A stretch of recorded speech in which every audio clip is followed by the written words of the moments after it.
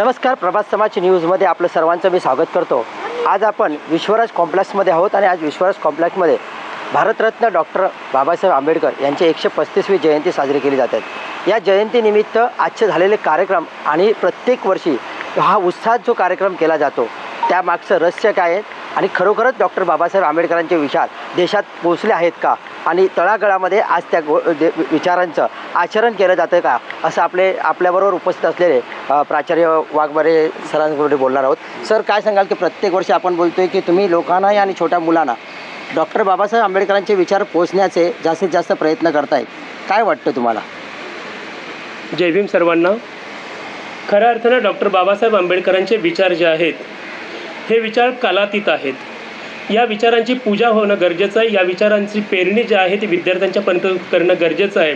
कारण डॉक्टर आंबेडकरांनी सांगितलं की शिका, संघटित व्हा आणि संघर्ष करा। पण केवळ आपण संघर्ष करत राहिलो तर त्याला अर्थ उरणार नाही। त्याच्या सुरुवातीलाच आपण शिक्षण जे ते घेतलं पाहिजे। कारण डॉक्टर आंबेडकर म्हणायचे की शिक्षण हे वाघिणीचे दूध आहे, जो पिईल तो गुरगुरल्याशिवाय राहणार नाही। आणि अन्यायाला जर वाचा फोडायचा असेल, आपल्यावरती होणाऱ्या अत्याचाराला जर वाचा फोडायचा असेल तर तुमच्याकडे ज्ञान हे आवश्यक आहे। आणि ज्ञान ही कुणाचे कुठल्याही जातीची, कुठल्याही धर्माची किंवा कुठल्याही एका व्यक्तीची मक्तेदारी असू शकत नाही। ज्ञान हे सर्वांसाठी आहे। त्या ज्ञानाची उपासना, त्या ज्ञानाची पूजा, ते ज्ञान जे आहे ते सर्वांपर्यंत पोहोचण्यासाठी प्रयत्न जे आहेत ते आपण करणं गरजेचं आहे असं मला वाटतं। सर, आपण मगाच विचार मांडताना सांगितलं की एका झोपडीमध्ये एक दिवा दिसत होता। मग त्यावेळी डॉक्टर बाबासाहेब आंबेडकर असे पण बोलले होते की माझा सर्व समाज झोपलेला आहे आणि मला रात्रीचे जागरण करणं फार गरजेचं आहे, कारण समाजापुढे संविधान ठेवायचं आहे। तर ह्याविषयी थोडक्यात काय सांगाल? आपल्या सर्वांना माहिती आहे की डॉक्टर बाबासाहेब आंबेडकर जे आहेत त्यांना भारतीय राज्यघटनेचे शिल्पकार असं म्हटलं जातं। कारण भारतीय राज्यघटना लिहित असताना संपूर्ण मसुदा समितीचं काम जे आहे ते डॉक्टर आंबेडकरांच्यावरती येऊन पडलं। आणि त्यावेळेला त्यांच्या असं लक्षामध्ये आलं की माझ्यासारख्या परदेशामधून 32 डिग्र्या घेतलेल्या, 9 भाषेचं प्रभुत्व असणाऱ्या, 5 पेक्षा जास्त पुस्तकं लिहिलेल्या, 3 वर्तमानपत्र चालवणाऱ्या, कोट्यावधी लोकांचं प्रतिनिधित्व करणाऱ्या माणसाला आजही केवळ जातीमुळे बहिष्कृत केलं जातं। साधा शिपाईसुद्धा मला फाईल देत नाही, मला पिण्यासाठी पाणी आजही लोक देत नसतील। जर माझ्यासारख्या उच्च शिक्षित माणसाला हे घडत असेल तर माझ्या अडाणी समाज बांधवांना किती अन्यायाला सामोरं जावं लागत असेल। आणि म्हणून मग हा जो अन्याय आहे तो अन्याय दूर करण्यासाठी मला एकट्याला लढलं पाहिजे। आणि लढण्यासाठी माझ्याकडे दुसरं कुठलं शस्त्र नाही, कारण माझा समाज झोपलेला आहे, माझा समाज अडाणी आहे।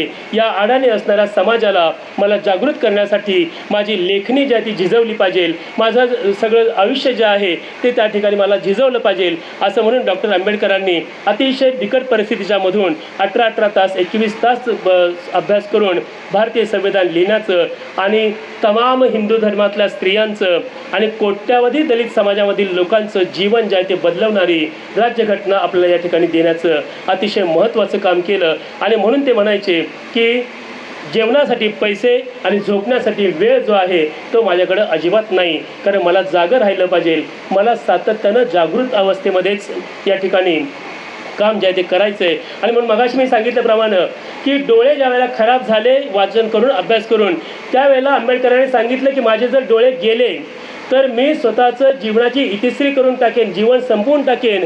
कारण जर मला वाचताच नाही आलं, मला लिहिताच नाही आलं तर माझ्या त्या जिवंत राहण्याला काही अर्थ उरणार नाही। म्हणजे केवळ अभ्यासासाठी डोळे असणं आवश्यक आहे असं म्हणणारे बाबासाहेब कुठे, आणि आज मोबाईलमुळे डोळे गमावणारे विद्यार्थी कुठे? हा जो फरक आहे, ही जी तफावत आहे ती आपल्याला मुलांच्या समोर, लोकांच्या समोर, पालकांच्या समोर द्यायची आहे। आणि म्हणून आंबेडकरांच्या विचारांची खरोखर आज नितांत गरज आहे असं मला वाटतं। सर, जगाला हेवा वाटावा असं या मानवाने प्रचंड देशाचा एक मसुदा तयार केला, संविधान लिहिलं गेलं। पण संविधान फक्त आंबेडकर चळवळीनेच अंमलात आणायचं का? ह्या देशातले सर्व जे नागरिक आहेत, सर्व जाती धर्म आहेत, यांना हेवा वाटला पाहिजे की आपल्या देशाचा, आंबेडकर साहेबांचा अशा जयंतीला वगैरे लोक येत नाहीत। काय अशा लोकांना काय संदेश द्याल? खऱ्या अर्थानं बाबासाहेबांचं वाक्य मी पुन्हा उद्धृत करेन की जी कधीही जात नाही तिला जात असं म्हटलं जातं। कारण हे काही झालं तरी शेवटी ते मनामध्ये येतच की बाबासाहेब म्हणजे दलितांचे। तर असं न करता मी वारंवार तेच सांगण्याचा प्रयत्न करतोय की बाबासाहेबांनी जी राज्यघटना जी आहे ती वाचा एकदा। राज्यघटना वाचल्याच्या शिवाय त्यातली कलमं वाचल्याच्या शिवाय आपल्याला त्यांचं मोठेपण करणार नाही. त्यांनी फार कमी दलित समाजासाठी त्याच्यामध्ये काही तरतुदी करून ठेवलेल्या आहेत. सगळ्यात जास्त तरतुदी, सगळ्यात जास्त मोठे उपकार जर बाबासाहेबांनी राज्यघटनेच्या माध्यमातून कोणावरती केले असतील तर ते फक्त आणि फक्त हिंदू स्त्रियांच्यावरती आहेत. पण दुर्दैवानं हिंदू स्त्रियांच्यापर्यंत सुद्धा आजही बाबासाहेबांना एका जातीच्या चौकटीच्या पलीकडे बघण्याची दृष्टी जी आहे ही दुर्दैवाने गेलेली नाही असं मला वाटतं. आणि म्हणून डॉक्टर बाबासाहेब आंबेडकरांचे विचार जे आहे ते पोचवायचे असतील, त्यांचं संविधान जे आहे ते जगाला हेवा वाटणारं संविधान आहे.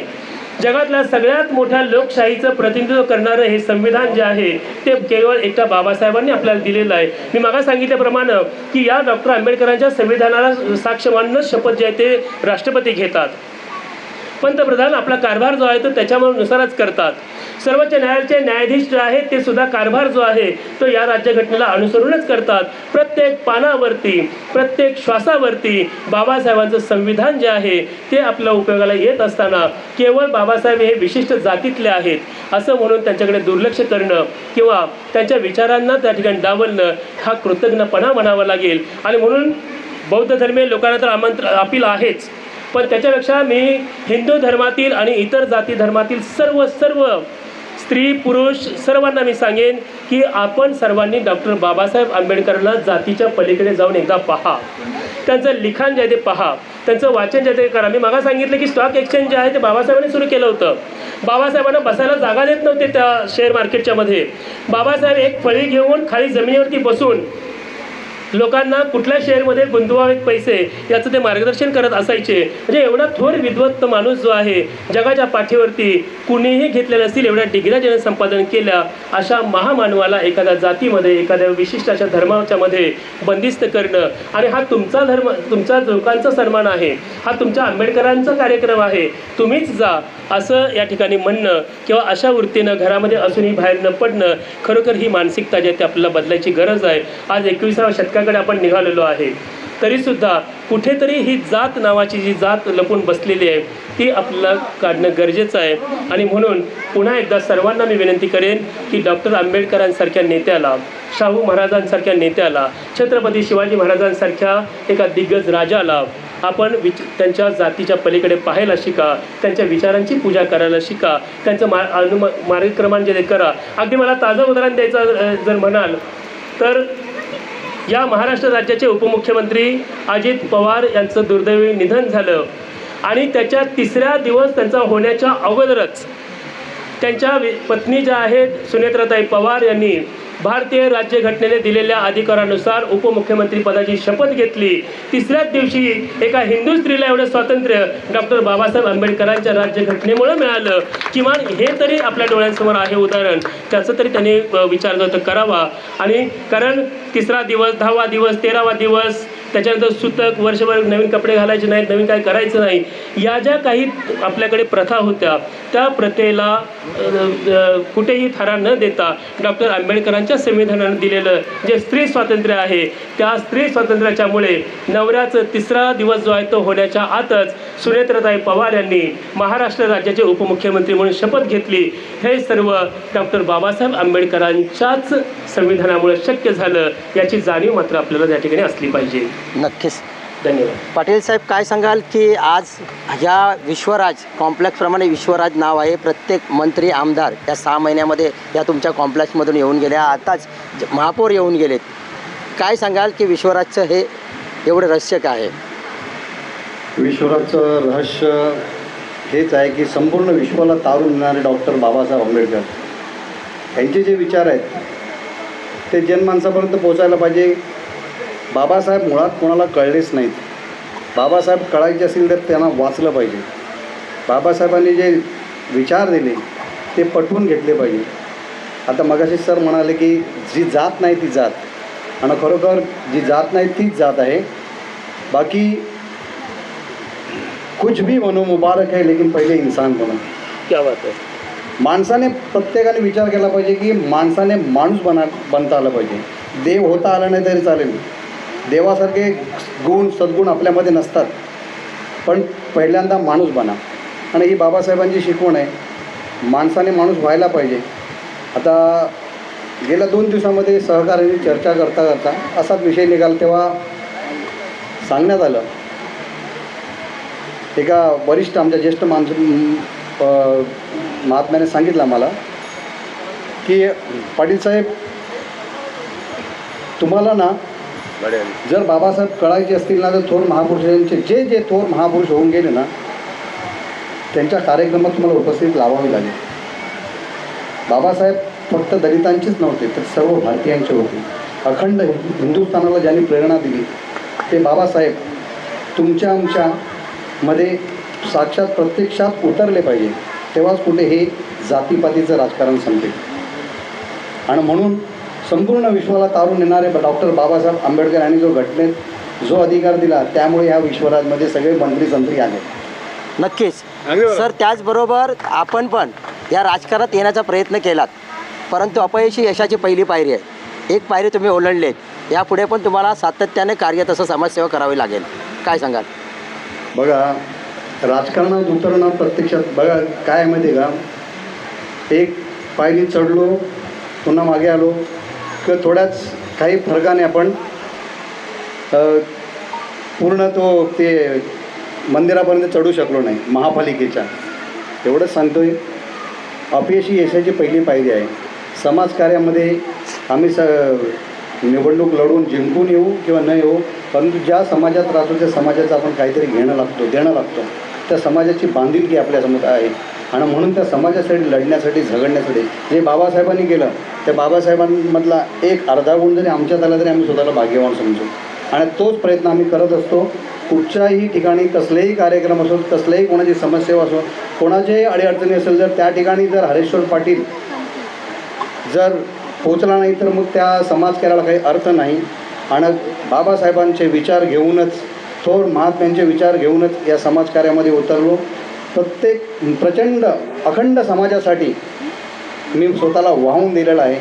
मग तिथे जातीभेद, प्रांतभेद, वंशभेद काहीच नाही. धन्यवाद. आपल्याला आपण आज भाग्यवान समजतो की आपल्याबरोबर आज डॉक्टर बाबासाहेब आंबेडकरांच्या पुतण्या आहेत आणि आज आपल्याला त्यांच्या काही जुन्या बालपणातल्या आठवणी किंवा ज्या आजपर्यंत आपण कधीही पाहिलं नसणार किंवा असे वेळ कधी येणार नव्हती. सर्वप्रथम आपण ताई नतमस्तक होतो, आपल्याला आशीर्वाद घेतो तुमचे. आणि नक्कीच सांगा की डॉक्टर बाबासाहेब आंबेडकरांचे रमाताईंचे भाचे आहेत. हां ताई, काय सांगाल की तुमचा असा एखादा अनुभव की साहेबांना भेटल्यानंतर तुमची झालेली चर्चा किंवा कधी काय? सर्वांना मानाचं जय भीम. साहेबांना भेटल्यावर तर खूप छान वाटलं. आणि आज माझे ते मामा आहेत आणि माझी आत्या रमाई आणि माझे बाबा, त्यांच्या तिघांमुळे मी इथे उभी आहे. आणि हे विश्व हाऊसिंग कॉम्प्लेक्स आहे, त्यांचेही खूप खूप धन्यवाद. विश्वरत्न बुद्धिस्ट असोसिएशन ह्यांचेही खूप धन्यवाद आहेत.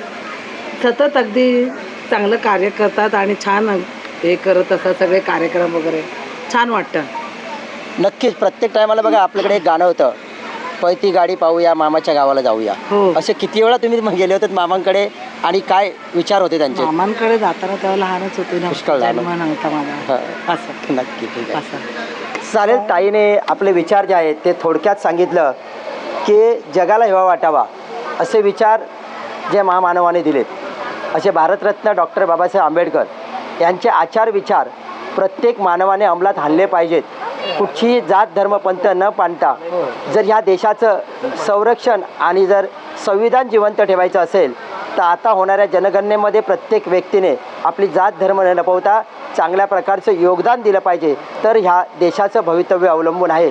नाहीतर हा जग आणि आपला देश तिसऱ्या महायुद्धाकडे ओढला जात आहे हे जाणीव करून घेऊन आपण पुढची पावलं उचललं पाहिजे. जय हिंद, जय महाराष्ट्र. धन्यवाद. पुढील व्हिडिओ पाहण्यासाठी प्रभात समाचार यूट्यूब चॅनलला सबस्क्राईब करा.